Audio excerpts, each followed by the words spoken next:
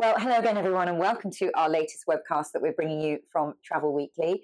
And I'm thrilled to be in the Silversea offices today, and I am with the president, Bert Hernandez. Hello, Bert. How are you? Hey, Lucy, how are you doing? It's Um, great to be here. so happy you're here. We've been wanting to get an interview with you, so it's your first time talking to us at Travel Weekly, and lots going on. We're going to come on to the announcements that you've just made, but if you can just introduce yourself, tell us a little bit about your background. You've been in cruise a long while, Yeah, and yeah. also with the Royal Caribbean Group. That's where we met Yeah, before. yeah. So just tell everybody a little bit about yourself. Sure. Look, it's weird to introduce myself to you because I feel like we know each other so well. But I've been in the business now for 20 years at Royal Caribbean Group. I've had jobs through the entire portfolio of brands that we own: Celebrity, Royal Caribbean. I worked for Azamara. I worked in China for a while. I've run revenue management, corporate strategy and finance, and marketing. So I've done all kinds of different roles. So this was a fantastic opportunity for me. It's a brand that I've admired for so long, and to be able to run it and try to improve it and advance it, it's fantastic. Okay, well, so you took over in April last year, I think. Is that right? Yep. Yes. Okay, so what were your? I mean, you say you admired it from afar, but when you got in, what were your first impressions? It was amazing to see the passion and dedication that the crew have, but also more so than anything, I was really surprised at how passionate the Venetian Society members are, Okay, yeah. the loyal guests. Hmm. So it's a great brand. The product was fantastic. So it was easy to see that we were on the right track with the strategy. We just needed to make different adjustments and improvements on the edges to really get it going and make sure that it was a Okay, well, profitable. you can't say that without telling me what did you do then? So what were the adjustments and the improvements that you made first up? Well, I think first is we had some issues on the deployment side. We were developing deployment based around what looked good on a map, but not Okay. necessarily what could be delivered in a way that was up to the standard for Silversea. So I think you've seen us make some adjustments there to ensure that the locations and the destinations that we're taking you are properly vetted, have the infrastructure available to give you a quality experience, and that also is accompanied with the shore excursions that we need to develop in order for you to have the maximum experience that you Yeah. expect. So that was first. Then we had to bring teams in that really could help develop and deliver across a number of KPIs that would get us financially more stable and improved. Um, and you know, on and on, I think you're seeing the three main areas that we're really focused on is destination delivery. Like I Yeah. said, it's the culinary improvement and it's service. So those three areas we know if we're fantastic at, we're gonna the rest of everything will fall into Yeah. place And for us. and have you seen have you seen some results so far, and have the Yes, guests seen it and massive. reacted? Now, to be fair, I think when I came in, we were suffering. I think the whole industry was suffering to some degree with the amount of new crew that had come on Yeah, of since the course. pandemic. Yeah. At one point, we were almost had 40% of our crew were on their first contract. Um, With you, or never even been on cruise ships I've never before? been on a cruise ship, Okay, okay. So there's a and big learning curve. yeah, that was very difficult. So I think getting that stabilized, Yeah, improving the training, getting more experienced crew, kind of mixing them in with the newer crew has helped just tremendously. yeah, And yeah, you can see it. I mean, it's night and day. And the introduction of the Nova class has also helped really kind of change the dynamic of the yeah. brand. It's bringing in a different demographic, a slightly younger demographic, a new to brand, a new to Which cruise is what demographic. you aimed for. So that's great that that's working then. Yeah, I mean, we definitely want to expand the addressable market, right? So we want to make sure that we generate as much demand as we can. We know that we have a price barrier. That's obviously one of the major impediments to traveling with us, but it's also the time barrier is another thing. So we've also started developing a series of itineraries that are shorter, Yeah. but are combinable. And Okay. so our loyal guests can get their Can longer, still get the long yeah, cruise voyage. that Okay. without any repeating ports. But then we are able to offer a first-time cruiser or a first brand, a 7 night or a 14 night. Yeah. That's So a they have little a little bit, taster. yeah, for And then sure. are they coming back? That's the key thing. Yes, they are definitely love it. They actually have the highest satisfaction scores of any of our demographics. It's the new to brand or new to cruise. So they definitely enjoy it and they love it and they come back. And, it's still early on, but Of we course. expect to see it Yeah, continue. because you need to see another year. Yeah. Well, in the midst of all this, you had a ship launch as well. You talked about the Nova class, Yeah. so you had Silver Ray joining you. Yes. So how was that? It was great. That ship is beautifully designed. It has, some significant architectural improvements over anything else that we've had in the industry, I think. And you can see it. I mean, I think the our loyal guests were a little skeptical about a ship that size, which is still, very small compared to what I'm used It's to. what yeah, I Yeah, was going to say. but it's really worked because the space ratios are amazing, right? So guests have just even more room, to explore. There's never any crowds or at all. It's not something that happens. And on top of that, you have so many more restaurants and amenities and attractions that you just don't have on the smaller Yeah, ships. yeah. Because So it's worked really well. It has the highest NPS scores, highest guest satisfaction. So people love it. yeah. Yeah. And you mentioned obviously at the start that you work for all the other brands, and you say you're not used to these tiny ships compared to Yeah. what you were doing for. But what have you brought? What learnings have you brought from working on the other brands into Silversea? So, well, the most natural thing is just the obsession over the guest. To ensure that the guest, their needs, what they require is no different. They need to be respected. They need to feel like they're valued. So that's whatever brand you're on in the Yeah, group. That's and got to be yeah. So now, how you achieve that is slightly different, but that complete, and utter obsession around the guest is the most critical component of all. yeah. And I think we're seeing it. It's really taking the time to understand what our guests value, and then working very diligently to deliver that. Yeah, and have they become more discerning, demanding? Have you found that over the time that you having to do more for them? More, Yeah, I mean, look, more I think value? they expect a lot Yeah, because they're paying a lot, yeah. and yeah, they demand a higher standard, higher qualities, and we're definitely delivering that. I mean, our product is a very expensive product to Mhm. deliver, but it's a fantastic product that our guests You are seem very. to have slipped into the luxury world quite well Yeah, there. no, I have I to don't know say. about that, but yes. Yeah, look, I mean, the guests are very excited about what we're offering, and Yeah, and you can see it. The Venetian Society members, I've had an opportunity to really engage with them.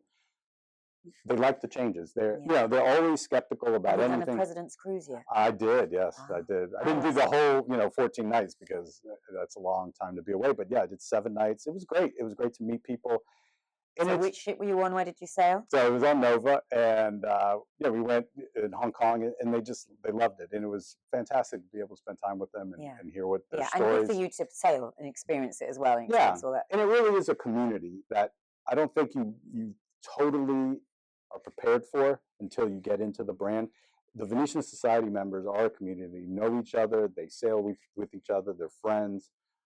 They have a ton of stories to tell. Yeah. It's actually really inspiring to And hear is it their the plan tales. to is that the sort of goal to always get more people in the Venetian Society? Is that Yeah, because I I mean, guess we're they're always the most growing it. Now, valuable guests, aren't there's they? being in the Venetian Society, and there's being, at a different tier. A lot of these people have been in the 1,000 day club, and Yeah, they've done 1,000 days, 2,000 days, which is amazing if you think about it. yeah.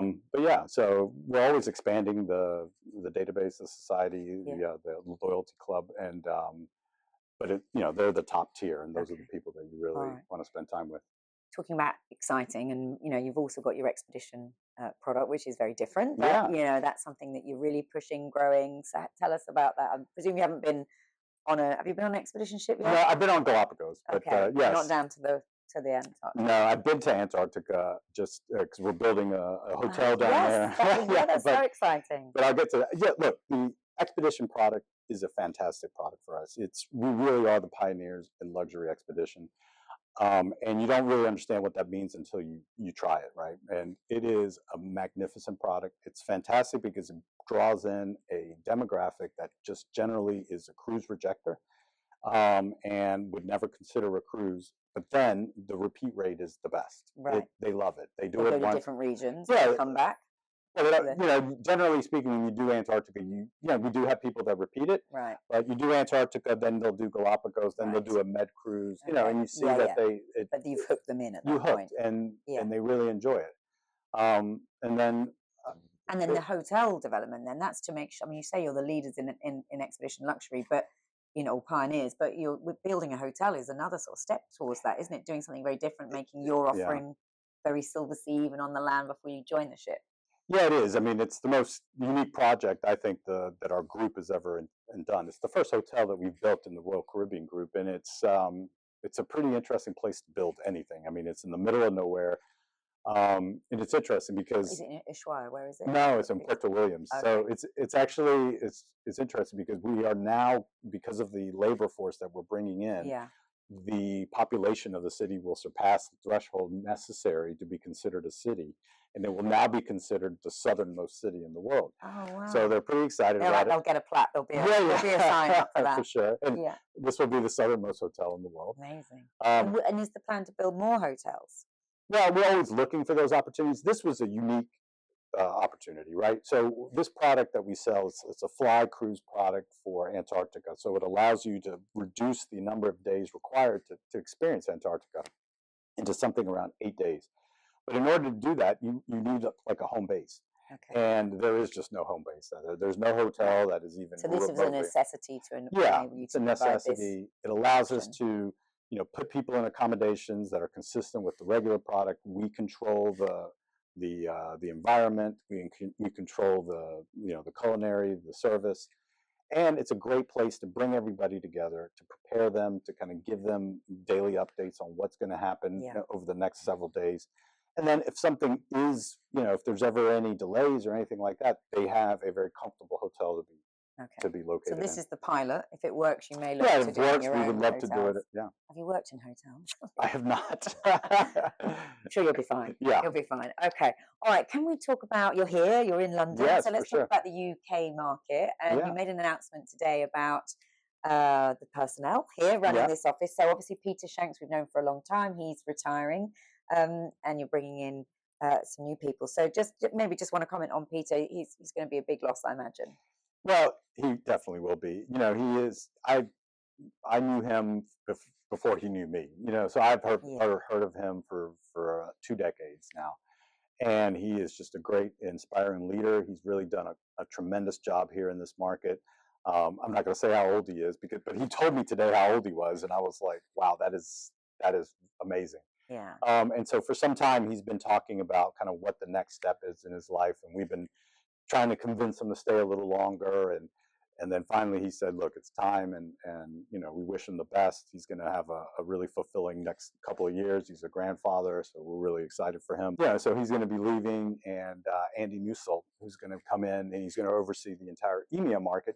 He's been with us now for many years, overseeing Europe, and now he's going to take on the UK and Ireland within that purview. Yeah. But we're also going to bring in a dedicated MD for the UK market that will sit in the I UK. think that's what I needed explanation on, because Yes, obviously it yeah, sounds like Andy's taking sort of, he's obviously it says he's keeping his own remit, so he's going to keep Europe, then take Peter's, which is UK, Ireland, Middle East and Africa. Yeah, but we're going to bring in a Peter. But then you'll bring. Oh, okay. So UK. Andy will still stay above all of it, Yes. but you're bringing in a new Peter. And is that going to be? Have you started looking for that person yet? Or We just it's so funny because we have definitely not, because we hadn't announced Peter, and we announced it today, and I just got a lot of text saying from people that are interested. Yeah, pick me. People from my old teams, the people that I've met around the industry. So it's kind of been interesting. Okay. Yeah, it just shows how beloved this brand is in the industry, how interested people are to work for it and work with it. Yeah. So yeah. So you'll look internally and externally for that. Yeah, I think so. For that Yeah. appointment. And then Peter leaves at the end of Q2. So will you hope to have somebody? Oh yeah. I guess we'll know who it is, but they may not be able to start. Yeah, and Peter, I mean, his plan is to leave around Q2, but we'll see if we can convince him to stay a little longer.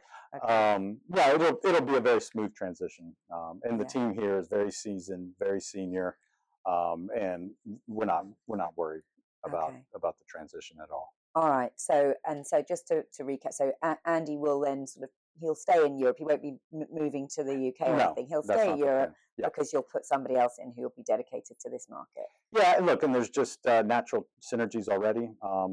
Some of the agencies that we work with have operations across Europe. Yeah. We have call center employees here that handle German speaking, for instance, different languages. So there is some natural synergies there, and he's really proven that he can lead a team.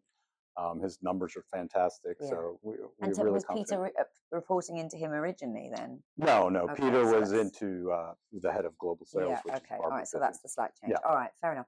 Just talk about the UK market. I mean, obviously that's going to be the changes that's going to happen to the personnel, but what about the market? Where does it sit within your Yeah. whole operation, and how important is it going forward? Well, it's a critical market. I mean, it's the second biggest market by a significant amount after the U.S. It has such a loyal database, a loyal kind of following, and we see it happening that certain products just absolutely require the UK market for it to be successful. You know, as we're trying to find more places for our ships to go in the winter, we're starting to develop more of our Caribbean product, and the UK market is really over indexing there. Okay. So it's interesting, and Is um, that something you've been trying to push, the UK market, when you're doing your trade sales and getting agents involved, is that what you're trying to get them to I think sell? Or organically they're interested, obviously because of the warm climate in the winter, but it also a lot but of you are here in this horrible weather outside. it's actually not So that bad. I was prepared for worse. But it's just natural interest in it. We're also, yeah, putting more focus around it. The UK market is just critical for the expedition products that we sell. They do a lot in Europe, so obviously, in and Africa. is it growing? Are we growing our share? I mean, and say we're critical and we're in the Yeah, number two, but is it are we actually sort of taking more of that pie? yeah, I think you are. Well, I know you are. Yeah, you are. The trade is actually the strongest here of any market. They Really? have the That's good. highest share. Yeah. Okay. So they're very vocal, and they're very but they're, they do a great job. They have great What do you data. mean by very vocal? No, they that we are very attuned to what they want. Yeah. We're trying to make sure that we're Yeah. servicing them as best as possible, and it looks like it works and it pays off. I Yeah. mean, they seem to be very happy. You were um, quite vocal when you closed your trade reservation yes, centre. Should we yes, just talk about that? I for mean, sure. Yeah, and we God, knew it's an that. elephant in the room, and I know it when we had a lot of people writing into us and Yeah. saying they were, worried about that. How's it panned out, and what's sort of forward plans? We knew that was going to be a case. That happens every time that you do something like that. But it has improved dramatically. I think you can Did even you see hear. a bit of a drop when people are? I mean, on the service side, obviously, as they were kind of getting up to speed, yeah, that was going to be natural. But there's two things that we were trying to do. Really, one was have 24/7 coverage. Okay. Okay, and two is create a kind of a land opportunity, an option for a lot of our crew that want to, at certain points in their life, go from ship life Yeah. to shoreside. Many of them are Filipino. Many know the product better than anybody else, really. I mean, and Because they've so sailed on it yeah, for and years. they've Yeah. serviced the guests. So Yeah. there was just this natural kind of evolution there. So I think we found the right balance, and I mean the scores are way up. The productivity is fantastic. There is now statistically no difference between um, the service levels that you're getting in Manila versus what you're getting here. Okay. So All I right. think, And so, and agents are comfortable with it now. yeah, I mean, look, I mean, I think they definitely had some gripes in the beginning, and some of it was justified, but I think now they're very much Now everyone's up to speed yeah. and they're getting a good service. So I feel okay. like it. Yeah. All right. And then in terms of sort of future plans for this office, if you're seeing more growth and you're putting in a new MD, I mean, will you put any more staff in here, or what are you looking for from this market? Yeah, I mean, we're always looking to grow. Like I always think we need to be growing. We're doing a lot of stuff on the trade side, on the direct side. We have marketing resources here, revenue management. There's just a hub of really talented people in London, in the UK in general. And so, anytime that we can get to something like that, where culturally there's a fit as well, where the language are similar and they understand our product, and it's just a natural place to grow from a labor standpoint. Yeah, Yeah. yeah. And in terms of our trading so far, how's Wave gone? I mean, We overall, and then perhaps Yeah. the UK. Tell us how So things have been. we had our earnings call a couple of weeks ago, and it was very clear that things were going better than ever. We Yeah. were very, very happy with how it's all Better progressed. than ever. I mean, that's such a Yeah, I magic mean, touch you've got. You've just come in and it's better than ever. I love it. yeah. So I mean, it's everything is Is that in basically volume or in terms of what your revenues that you're making? And when you say better than ever, what do you measure that on? yeah, it's the booking volume is Yeah. as good as, and we're in Yeah. a fantastic position. I think what we said during the call, it's that we're in a very healthy book position overall as the group, and we're part of that, and Yeah, and luxury within it, though. I mean, is that sort of more resilient? I mean, certainly in the UK market, we've got certain sort of pressures on the economy and people's cost of living, still some issues. But does luxury sort of sit outside of that a little Yeah, bit? I haven't seen. I mean, I don't know if there's any pressures or anything going on that I've seen. Definitely not in the luxury market. I think we're in the early stages. There might have been something which statistically I don't know if we've really gotten to it, but that luxury might have taken a little bit longer to come back from COVID in terms of luxury travel than maybe mass market. But we're absolutely seeing that it's back, and Yeah. we're doing really And well. Americans are keen to travel this way because the exchange rate is Yeah, good. So yeah, it that's really is. because for a while they Um, didn't really want to travel, particularly straight after COVID. yeah, and we were a little bit nervous with some of the visa changes that are happening, but that seems like it's not going to be a big deal. Um, and yeah, it's the summer in Europe is looking great. Everything is very much on track with what we want. So any if you've got agents listening to this, anything you really want them to focus on, any sort of pinch points or stuff that you want some support with? We were just really happy. I think looking, and I know the agents always want to focus on 25, and so they Well, can get their you've got commission. your 26 and 27 sailings Yes, sailed but so quite. I would say 26, 27 is really to get ahead of it. I Yeah, think there's going to be really a great product once we launch our hotel in December yeah. in Antarctica. So if there's anything that they want to get in before it gets sold out, I think Antarctica and like Q1 of 26 is something interesting for them. Okay, yeah. But yeah, I think everybody's feeling pretty good about how everything is developing. Good. Well, it sounds amazing. But finish off with what your priorities are then for the rest of this year and beyond. Then, and I mean, and also like ships. You've had a couple of new ships, but will you be looking to have any more, adding more to the fleet? I mean, We're obviously you're not going going to to tell me that. no, but we're I'm obviously going to going to ask. continue growing. I mean, we've doubled in size since 2019. Yeah, We think there's an opportunity to continue that growth. with the Nova class or a Yeah, different with class? Nova Class, I think for sure that's been a winner. But there's other projects that we're looking at. Come on, you can't say that. No, no, we're not at Are that there point yet. gaps then, or I guess sort of opportunities that you've seen that you think actually that would work for Silversea? No, I think it's just, look, I think we have an opportunity to expand in the expedition space. We Yeah. obviously have an opportunity to continue growing in the classic cruising side. And I think Nova Class has been a big winner for us. So I think Yeah. that would be a natural And way. explain what you talked about regionalizing the fleet in a recent Yeah. interview. What did you mean by that, and how are you managing to do Yeah. that, and how It's can not, agents support that? so when we had only a handful of ships, Yeah, to get a full kind of view of the globe, you needed to move ships constantly yeah, around the world. But now that we have as many ships as we have 12 ships, yeah. we can keep ships in certain areas without having these deadheads or repositioning Yeah. sailing, Okay. while offering even more product and more destinations than we Okay. ever did before. And why is that good? I mean, Well, obviously you don't want moving ships yes, empty. because you You that's also want to try to not expose yourself to certain geographical and geopolitical issues. Like obviously the Red Sea is a big yeah, you issue. It can't still sail. remains an Yeah, issue. Looks like it might be getting better, but we're not in a place where we're yeah. Go back there. willing to commit, yeah, Mhm. to go through there. So having things more regionalized or ships more regionalized does not in any way limit where you're going to And I visit. guess agents can really get to know the ship that's in that Well, region that's and another really one. they There's can there's a learn about couple it. of things. It allows that on the sales side, but Yeah. operationally allows you to become more effective and perfected. Okay. If you can kind of stay within a region, your supply chain works. Yeah. You can get That makes better sense. quality products, more timely delivery, all these types of things that people just don't think about, but it really makes a big difference on the guest experience. Okay. And we just don't need to have a ship that starts off in Asia and ends up in Europe, Yeah. because we've got enough ships. Okay. So we have a ship that so can that be scale yeah. allows you to do that. Okay. And you've started to do that already, have you? Yeah, I Started to- think you're seeing it mostly for 26 and 27. Okay. But we're going to visit more destinations than Yeah. ever, and Yeah. it's More efficiencies, which is good for yeah. the bottom line. And just talking about growth, because I'm conscious of your time, but what about River? I mean, the celebrity announcement came Yep. out, and then Jason said, "Well, 10 is not the limit of our ambition here. And there could be a River product for Silversea."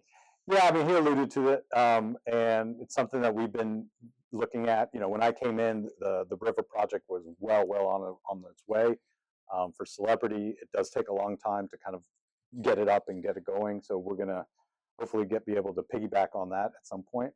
But yeah, it's a natural evolution for the brand. I think there's a lot of destinations that our guests would enjoy visiting. So they're presumably people that you've got as loyal guests, but they're obviously going on river cruises else, For sure. I mean, we across know the that year. from the data. You It, must know it it, yeah. definitely tells us that Yeah. that Okay. is something they're interested in. So over time, I think you'll see us Yeah. get And into what some. will be different about a Silversea river cruise than Oh, I can't tell you than that. a celebrity one? I can't tell you, but it will be different. I mean, we Okay. have very distinct brands, just like the Yeah. ocean is very different. Yeah, of course. So you'll be able to mirror that, Yeah, okay, on the rivers. Maybe yeah. not order 10 ships straight away. Maybe. Well, yeah, that's true. I mean, the ships, they are quite small, but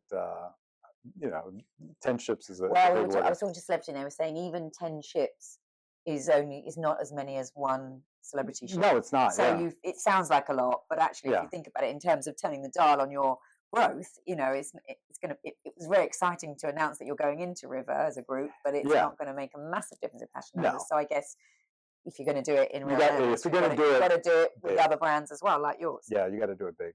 Yeah, and if you're going to go into it, it just once you start, you can draw scale from it and learnings, and you can become excellent at it, and then it just kind of it feeds itself. So this is So hopefully, at some point, we get to look at it, but we haven't made any decisions on that yet. No, okay. Yeah. Well, you're going to be a river cruise operator, hotelier. Yeah, all I across the mean, board. yeah, We're looking at exactly. airlines as well. No, just kidding. Okay, well, we're so thrilled to see you today, and thank Yeah, you it's for great to see you. giving us the time and to talk through your plans, Bert, and we wish you all the best, and thank you for coming and Great to see you, seeing all Lucy. the agents. Thank you Great. so much. Thank you.